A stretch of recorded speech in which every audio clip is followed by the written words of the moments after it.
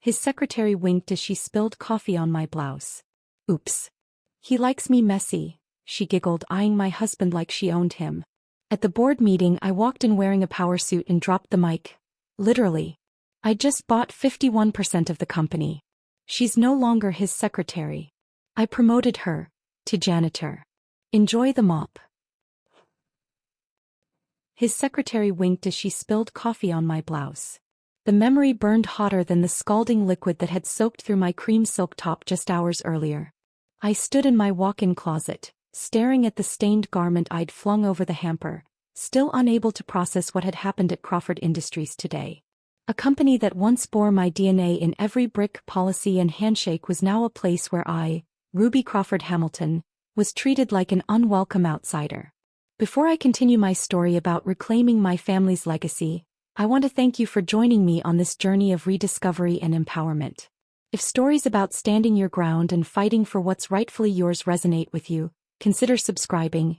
It's completely free and connects you with others who believe in preserving what matters most. Now let's dive in.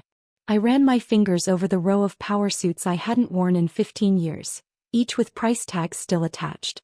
Impulse purchases for a return to corporate life that never materialized.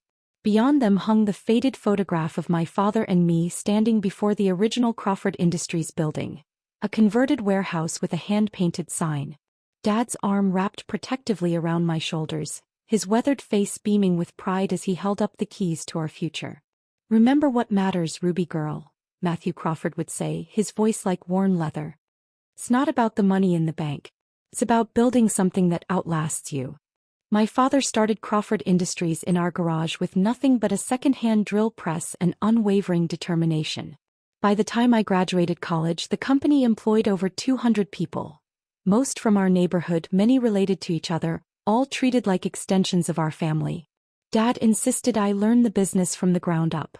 Summer vacations meant working in shipping, then accounting, then sales. After business school, I became the youngest operations manager in the company's history. The employees respected me not because I was the boss's daughter, but because I remembered their spouses' names and asked about their children's baseball games. Because I brought homemade cookies to meetings and stayed late helping the cleaning staff when deadlines loomed. Because I was my father's daughter in more than just name. Then along came Bentley Hamilton, charming, ambitious, with a sales pitch that could seduce even the most reluctant clients. He joined our sales team and immediately broke company records. Unlike the other newcomers, he took time to learn our history, to understand the Crawford philosophy of business with a handshake integrity. Or so I thought. "You're the heart of this place," Bentley told me on our third date as we walked through the empty factory floor after hours. "Your father built something special, but you're the one who makes it beat." I believed him. I fell for his vision of us running the company together someday, continuing Dad's legacy while modernizing responsibly. Marriage came quickly, followed by our first child barely a year later. When little Matthew was born, my priorities shifted overnight. The company that had been my second home suddenly felt less urgent compared to the miracle in my arms. Bentley suggested I take a temporary leave. "Just until he's in school," he assured me, cradling our son. "The company will always be there. These moments won't." Dad raised concerns during our Sunday dinners. "Business is about consistency, Ruby," he warned, passing the potatoes. "Step away too long, people forget whose name is on the building." But I was sleep-deprived and in love with motherhood. Our daughter Eliza arrived 18 months later, and my temporary absence stretched indefinitely. Then came the stroke. One minute Dad was delivering a toast at the company picnic. The next he was unconscious on the grass, half his body suddenly betraying him. The following weeks blurred into a nightmare of hospital corridors and devastating prognosis. With Dad incapacitated and me overwhelmed with 2 toddlers in his medical care, the board unanimously appointed Bentley as acting CEO. "Just until things stabilize," the board chairman assured me, patting my hand like I was a child. "Bentley understands Crawford values." The first changes seemed innocuous. The company newsletter went digital to save trees. The annual Christmas bonuses became performance-based rather than equal across departments. The company picnic moved from the local park to an upscale country club. Each time I questioned a change, Bentley had a plausible explanation wrapped in business terminology that made my domestic concerns sound naive. "Margins are tightening, Ruby. We can maintain your father's values without clinging to outdated practices. 5 years after Dad's stroke, I visited headquarters to drop off homemade cookies for Admin Appreciation Day, a tradition Dad started decades ago. The receptionist, a young woman I'd never met, asked for my ID. When I mentioned I was Matthew Crawford's daughter, she stared blankly. I'm not familiar with that name. Is he in accounting? That night, I confronted Bentley over dinner. Nobody there even knows who Dad is anymore. Bentley reached for his wine glass, not meeting my eyes. We've had significant turnover, Ruby. You can't expect new people to know ancient history. Ancient history? Dad founded that company. His name is literally on the building. It's just business evolution. Nothing personal. But it was personal. Each subsequent visit revealed another piece of my father erased. The mission statement he crafted, quality, integrity, family, disappeared from letterhead. The wall of employee service awards was replaced with sleek digital displays showing stock prices. The comfortable break room where Dad hosted monthly birthday celebrations became a sterile collaboration space, with uncomfortable modern furniture. Last Christmas, the company party excluded retired employees for the first time in Crawford history. When Mrs. Abernathy, Dad's first bookkeeper, called me in tears after receiving no invitation, something inside me cracked.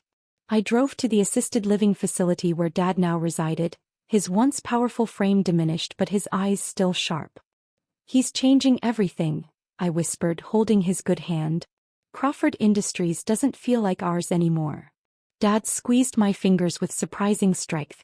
With labored speech, he managed 4 clear words that haunted me for months. Then take it back.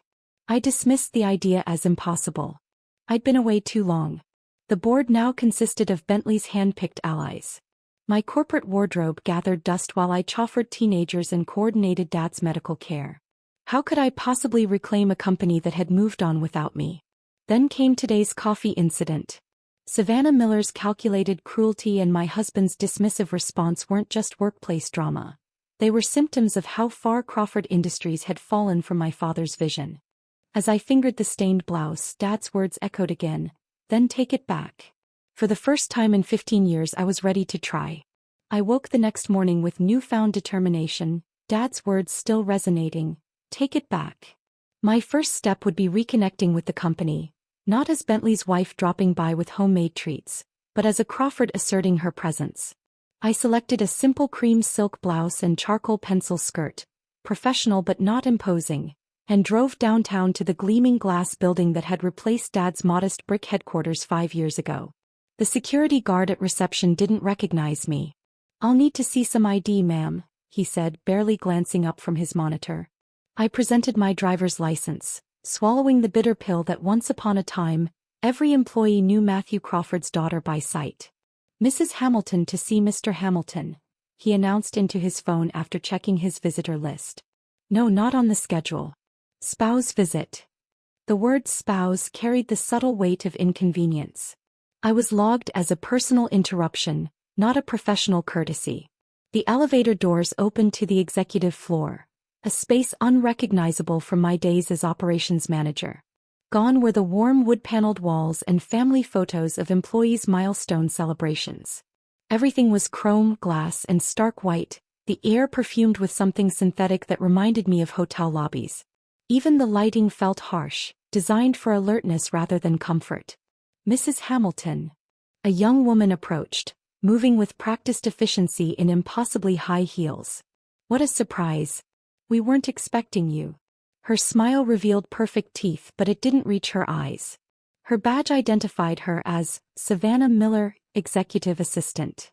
She couldn't have been more than 26, with a sleek ponytail so tight it looked painful and a skirt so fitted it restricted her stride to tiny measured steps. Is Bentley available? I thought I might take him to lunch, I said, matching her polite tone while noting how she'd positioned herself between me and the hallway leading to his office. Savannah's expression flickered, almost imperceptibly, before regaining its professional veneer. He's in a conference call that should wrap up shortly. Why don't I get you settled in the waiting area? Can I bring you some coffee? The waiting area turned out to be a sterile arrangement of uncomfortable modernist chairs near the elevator. Not Bentley's office as protocol would dictate for the wife of the CEO. I'd been relegated to visitor status. Common. Sonal. Black, please, I answered, watching her retreat toward the break room. Through the glass walls, I observed her typing rapidly on her phone before preparing the coffee, her lips curled in what appeared to be amusement. Savannah returned with 2 coffee cups, handing me one while keeping the other, adorned with a perfect imprint of bright red lipstick, for herself. Mr. Hamilton should be free soon, she said, remaining standing though there were empty chairs. He's been under such pressure lately with the Anderson merger.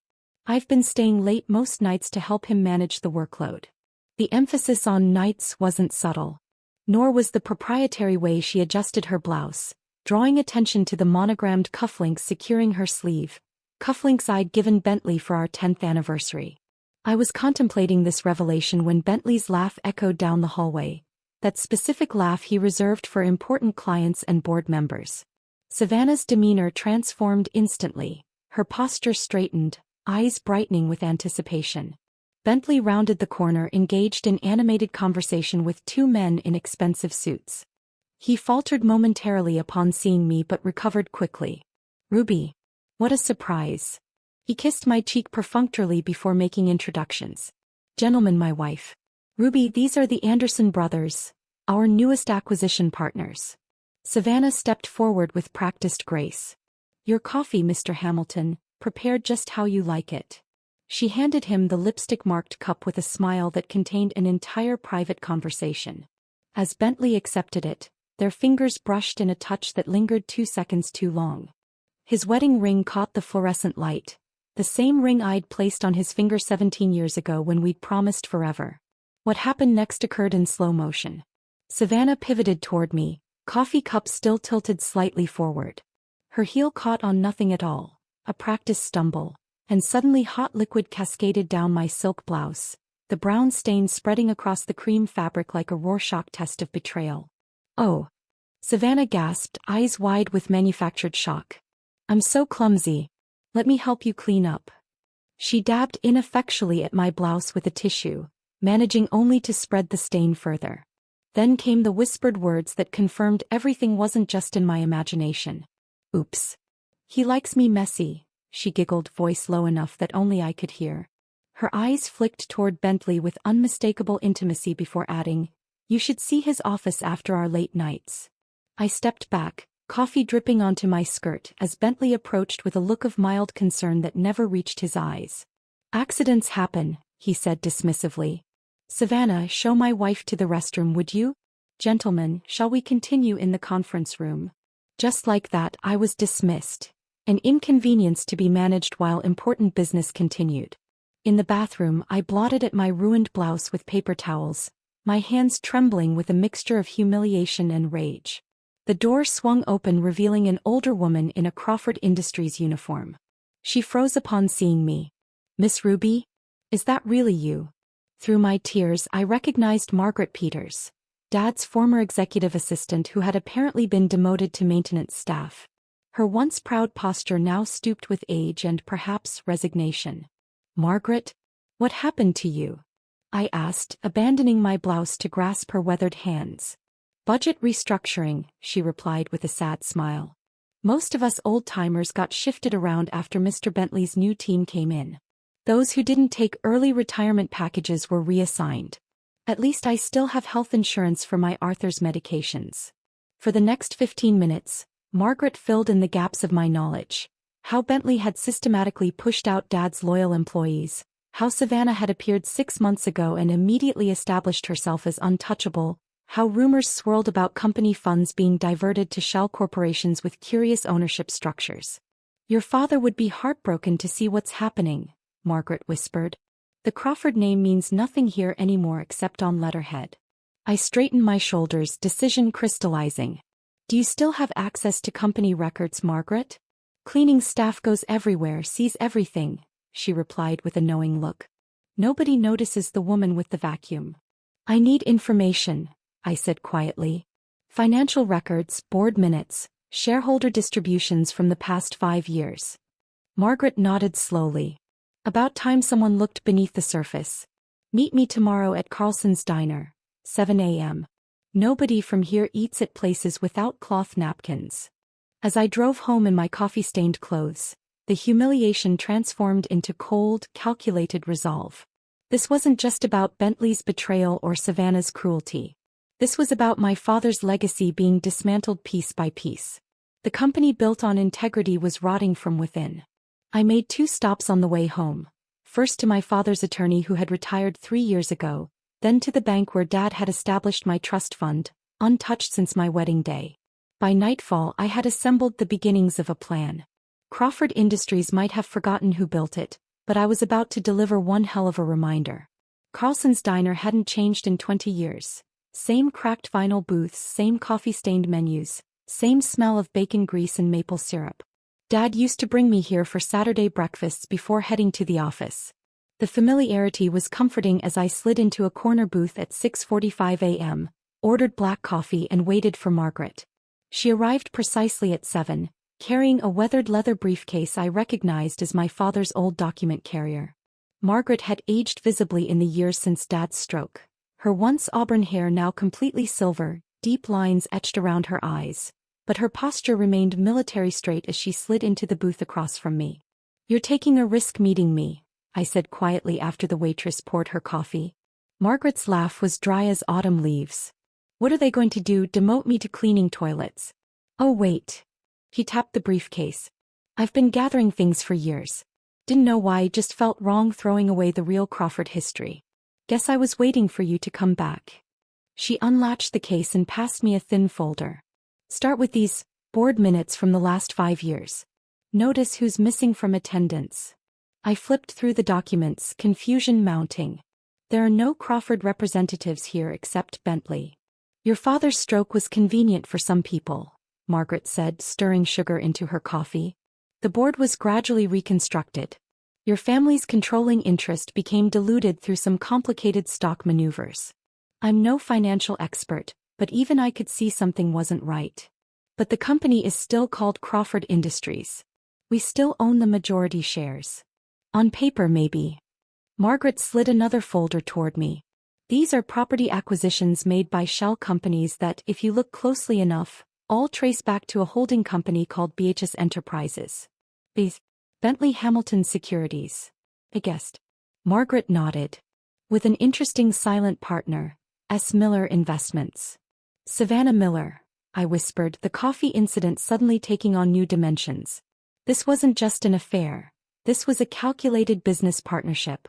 "There's someone else you need to talk to," Margaret said, checking her watch. "George Whitman." The name hit me like a physical blow. George had been Dad's best friend, our chief financial officer for 30 years and my honorary uncle. He'd taught me to drive, attended my college graduation and given a heartfelt toast at my wedding. Then he'd suddenly retired 3 years after Dad's stroke. "I thought he moved to Florida," I said. Margaret shook her head. "Live's 20 minutes from here." Bentley spread rumors about early dementia to discredit him when George questioned some financial decisions. Last I heard, he was consulting for small businesses and avoiding anything with the Crawford name. She wrote his address on a napkin. "He's been waiting for this day longer than I have." I found George's modest ranch-style home in a quiet subdivision across town. The man who answered the door bore little resemblance to the robust financial wizard who'd once commanded our boardroom. His shoulders had collapsed inward, his former wrestler's physique diminished. But his eyes, those shrewd blue eyes that could spot a discrepancy in a financial statement from across the room, lit up with recognition. "Ruby Crawford," he breathed, enfolding me in a bear hug that smelled of pipe tobacco and aftershave. "My God, you're the spitting image of Matthew in his prime." George's living room walls were covered with photos of his life at Crawford Industries. Company picnics, retirement parties, the groundbreaking for our second factory. A visual timeline of everything that had been erased from the current headquarters. "I should have contacted you years ago," I admitted as he poured us tea. "After they pushed you out." "They didn't push me out," George interrupted sharply. "They framed me. Doctored financial reports with my signature, backdated transactions, created paper trails suggesting I'd misappropriated funds. When I started investigating, Bentley offered a choice: resign quietly with my pension or face criminal charges." My hands trembled around my teacup. "And you just left?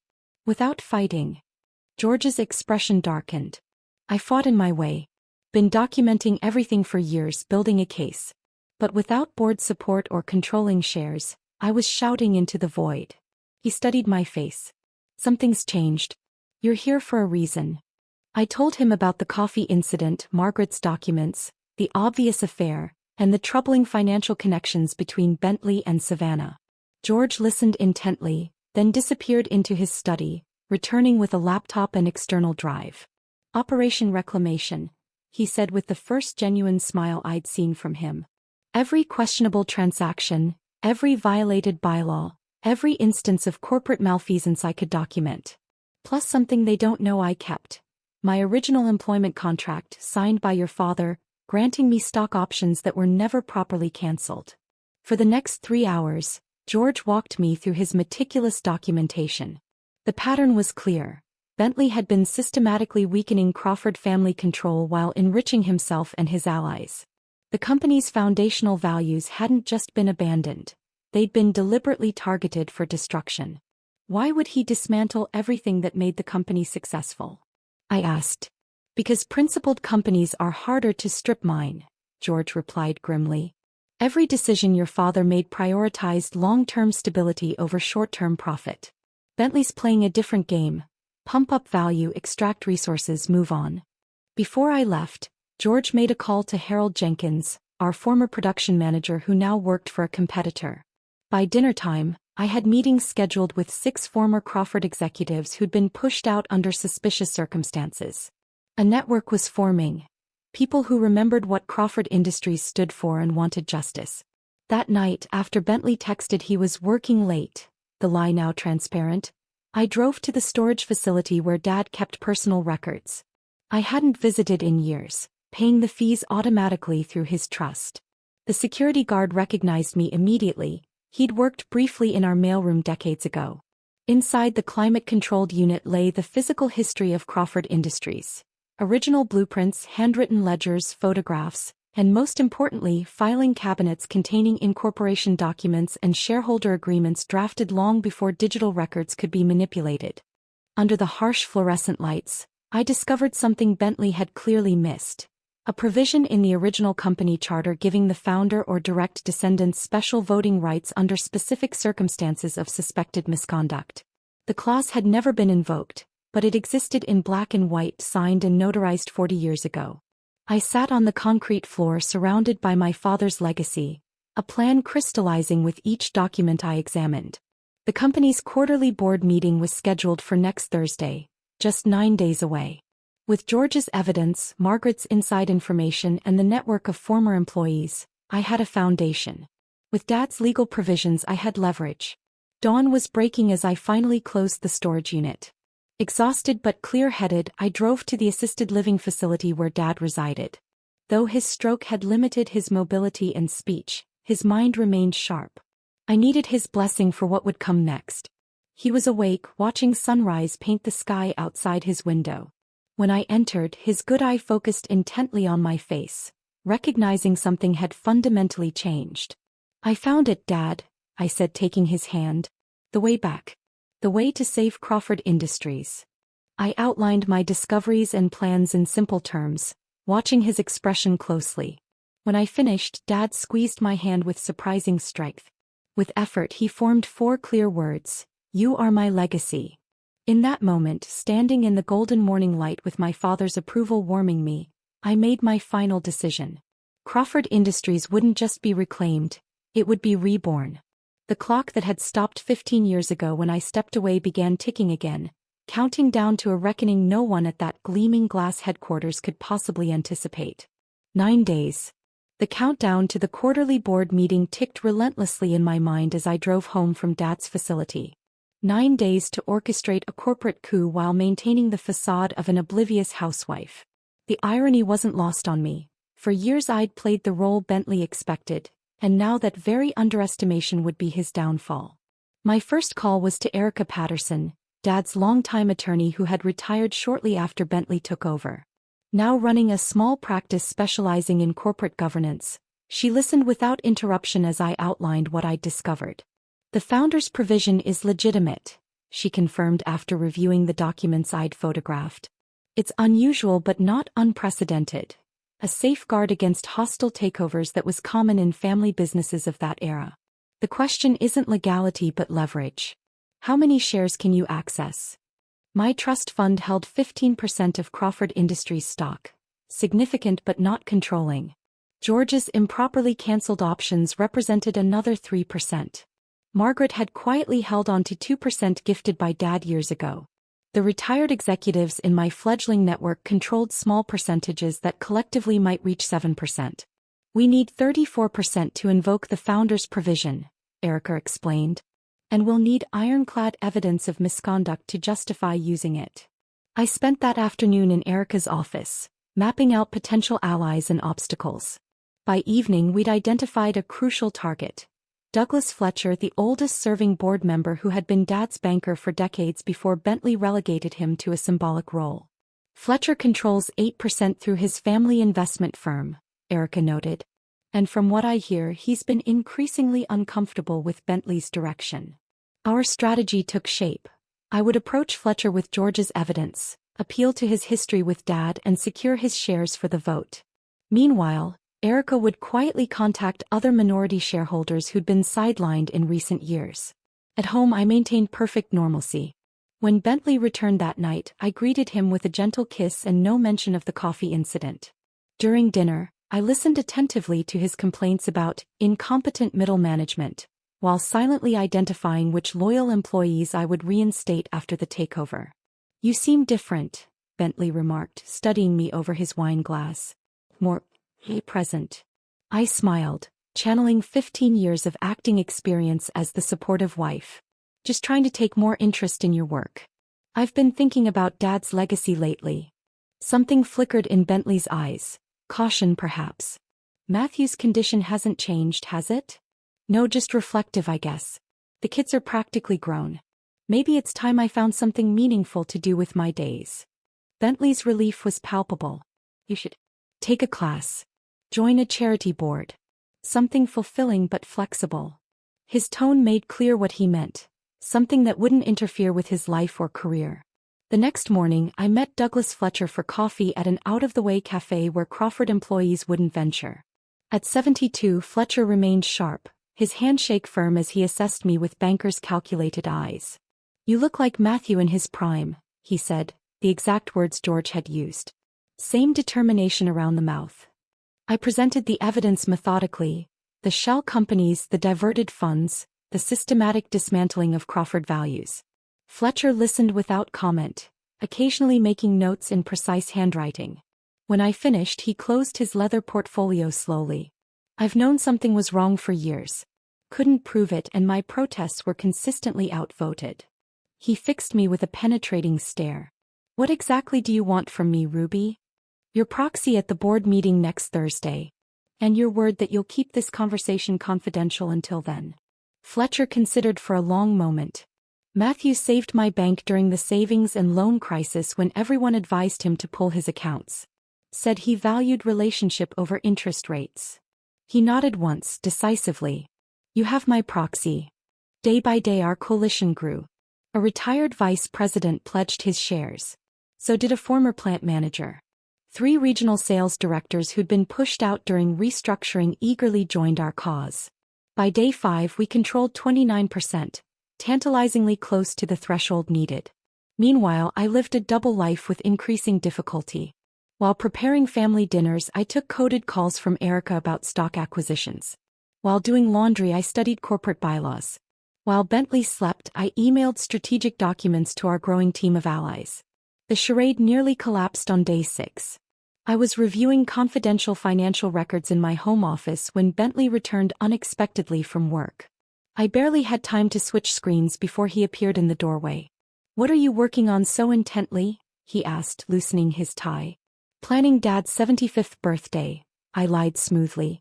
"The assisted living facility is helping coordinate something special." Bentley frowned. "That's months away. You know me, always the overplanner." I closed the laptop casually. "Bad day at work?" Fletcher's being difficult about the Anderson acquisition. Suddenly questioning every detail like he's relevant again. Bentley poured himself a scotch from the small bar in the corner. And someone's been accessing old personnel files. IT flagged it this morning. My pulse quickened. Margaret had been using her cleaning staff credentials to gather information. Probably just a system glitch. Probably. Bentley studied me over his glass. You visited your father yesterday? I visit him every week. You know that. Savannah thought she saw your car near headquarters afterward. The question hung unasked between us. I manufactured a laugh. Downtown after visiting hours? I was at Sarah's book club. Call her if you don't believe me. Thank God I'd actually asked my friend to cover for me if needed. The moment passed, but I knew our window was narrowing. Someone had noticed the unusual activities. Margaret texted a warning the next morning. Security protocols had been heightened, badges were being checked more rigorously. On day 8, Erica called with triumphant news. We've got 32%. 2% short but gaining momentum. That same afternoon, Fletcher called with a problem. Hamilton knows something's happening. He's called an emergency executive session before the main board meeting, trying to push through the Anderson merger before anything can interfere. We needed one more ally. Someone with significant shares and courage to stand against Bentley. Someone he wouldn't suspect. The answer came from an unexpected source. Bentley's younger brother Timothy, George suggested during our final strategy meeting. He inherited 5% from their grandmother but never takes an active role. He and Bentley haven't spoken in years, some dispute over family property. Would he help us? I asked. George's smile was wolfish. Bentley blocked his application to work at Crawford straight out of business school. Said nepotism would look bad, right before promoting his college roommate to vice president. The night before the board meeting, I made the pivotal call to Timothy Hamilton from a burner phone. He listened silently to my proposition, asked 3 incisive questions that confirmed his business acumen, then simply said, "Email me where to sign." With Timothy's shares we controlled 37%, enough to invoke the founder's provision and force a comprehensive vote on leadership. The final evening I stood before my closet contemplating the battle uniform for tomorrow's war. The power suits still bore price tags, preserved in plastic for a return to corporate life that had never materialized. Until now. I selected a charcoal gray suit with subtle Crawford blue pinstripes. Dad's favorite color, incorporated into every company logo until Bentley rebranded with sleek silver. I laid out crisp documents in my briefcase. Original papers from Dad's storage unit, George's meticulous evidence, partnership agreements, proxy authorizations. Then I added one final touch. Dad's old fountain pen, the one he'd used to sign the original incorporation papers 40 years ago. In the bathroom I studied my reflection as I applied subtle makeup and styled my hair into a professional updo. The woman in the mirror wasn't the comfortable housewife who'd spent 15 years on the sidelines. This was Ruby Crawford re-emerging, the heir apparent who'd once known every employee's birthday, the operations manager who could recite production numbers from memory, the daughter trained from childhood to lead. "Who are you talking to?" Bentley asked from the bedroom, hearing my whisper. "Just myself," I called back. "Finalizing plans for Dad's appointment tomorrow." Another lie, but the last one. By this time tomorrow, truth would be the new currency at Crawford Industries, and its rightful guardian was ready to take her place. Morning arrived with crystalline clarity. I'd barely slept, but adrenaline provided all the energy I needed. Bentley had left early for pre-meeting preparations, his kiss on my cheek perfunctory, distracted. He had no idea it was goodbye. I dressed methodically, the charcoal suit with Crawford blue pinstripes, a simple white blouse, my mother's pearl earrings, low heels that wouldn't compromise my mobility or confidence. The woman in the mirror looked both familiar and strange. The girl who had once been Matthew Crawford's heir apparent now matured, tempered by years of silent observation. The Crawford Industries headquarters gleamed in the morning sun as I parked in a visitor spot. This time I didn't approach the front desk or announce myself. George waited by the service entrance, employee badge clipped to his jacket. "Margaret cleared our access," he whispered, ushering me toward the freight elevator. "Security protocols were changed last night, but she has a friend in IT who made sure our credentials still work." We rode silently to the executive floor, emerging into an empty corridor. The boardroom was 3 doors down, the same room where Dad had conducted quarterly meetings for decades, though now redesigned with sleek minimalism that erased its history. Through the glass walls I could see the meeting already in progress. Bentley stood at the head of the table, laser pointer circling figures on a projection screen. Savannah sat near him, taking notes with exaggerated diligence. Board members in expensive suits listened with varying degrees of engagement. Fletcher checking his watch, Timothy Hamilton examining his fingernails with studied indifference. "Ready?" George asked softly. I nodded, clutching Dad's fountain pen like a talisman. We entered without knocking. The pneumatic door hissed open, creating an instant vacuum of silence as heads turned toward the interruption. Bentley froze mid-sentence, laser pointer still illuminating projected revenue forecasts that I now knew to be manipulated. "Ruby." Confusion flickered across his face, quickly replaced by irritation. "We're in the middle of a meeting." "I know exactly what you're in the middle of, Bentley." My voice was steady, authoritative, a tone I hadn't used in 15 years. "And I'm here to stop it." Savannah recovered first. "Mrs. Hamilton, should I call security to escort you out?" Her sugary concern couldn't mask the panic in her eyes as she noticed George standing behind me. "That won't be necessary, Miss Miller." I moved to the center of the room, placing my briefcase on the table. "This is, after all, a family business. And I'm family." Fletcher cleared his throat. "Perhaps we should hear what Ruby has to say." Bentley's smile was strained as he addressed the room. "My wife has been under considerable stress lately. Her father's condition." "My father would be appalled by what you've done to his company," I interrupted, my words landing like stones in still water. "Fortunately, he built safeguards into the very foundation of Crawford Industries. Safeguards I'm invoking today." I removed the original company charter from my briefcase, sliding it toward the center of the table. Article 7, Section 3. In cases of suspected corporate malfeasance, the founder or direct descendants may call for a comprehensive leadership vote with special weighted voting rights for founding shares. Timothy Hamilton leaned forward, poorly concealing his smile. "I believe that requires significant shareholder support." "It does," I agreed. 34% to be precise.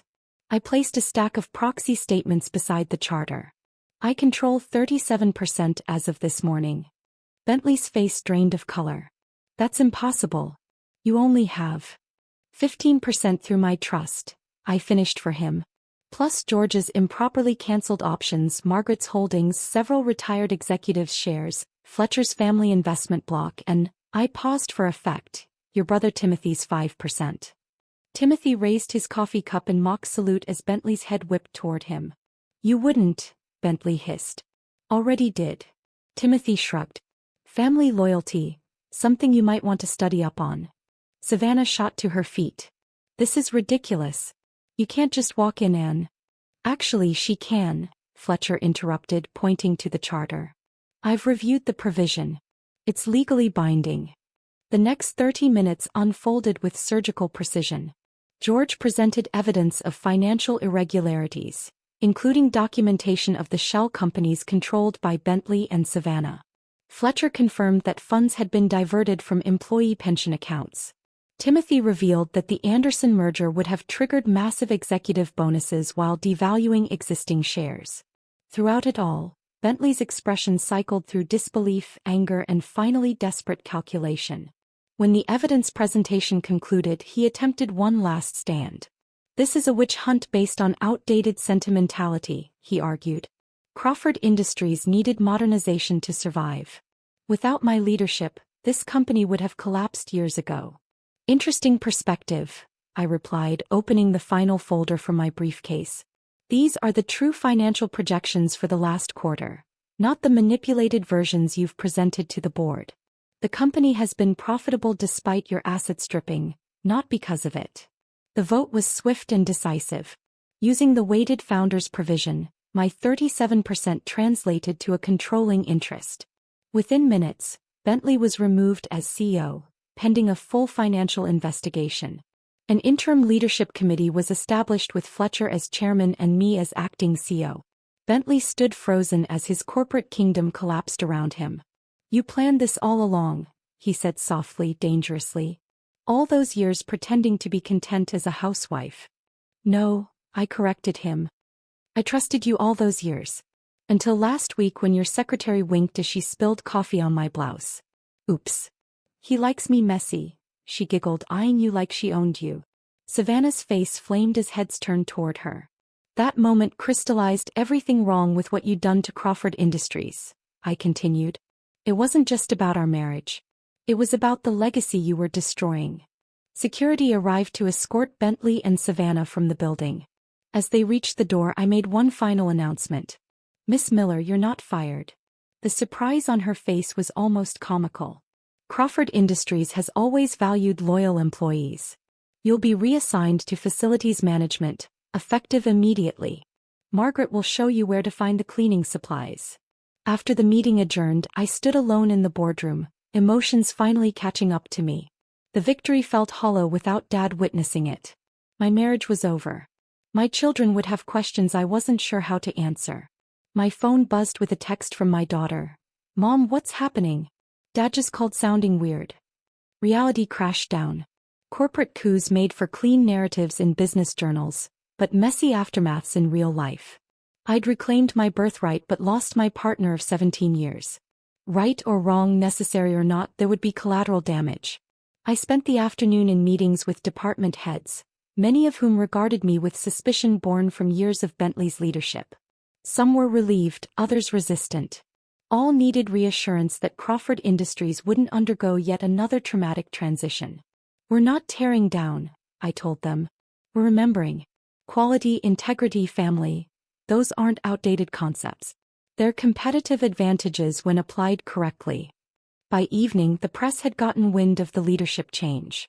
My phone buzzed constantly with calls from reporters, family, friends, and lawyers. I ignored them all, driving instead to the assisted living facility where Dad waited. The sunset painted his room in amber light as I entered. He was awake, alert, somehow sensing this wasn't a routine visit. I knelt beside his chair, taking his hand in mine. It's done, I said simply. Crawford Industries is ours again. Tears pooled in his good eye. With tremendous effort, he lifted his hand to my cheek in a gesture of both pride and comfort.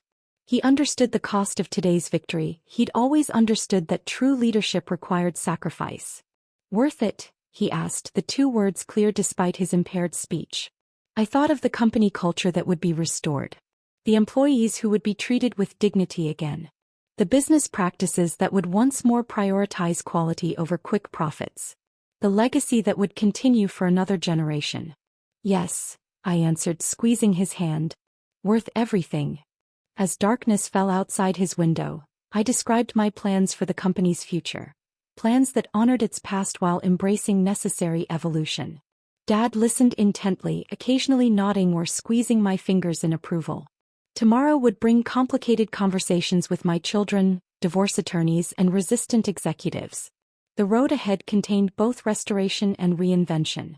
But tonight, in the quiet of my father's room, I was simply a daughter who had kept her promise to protect what mattered.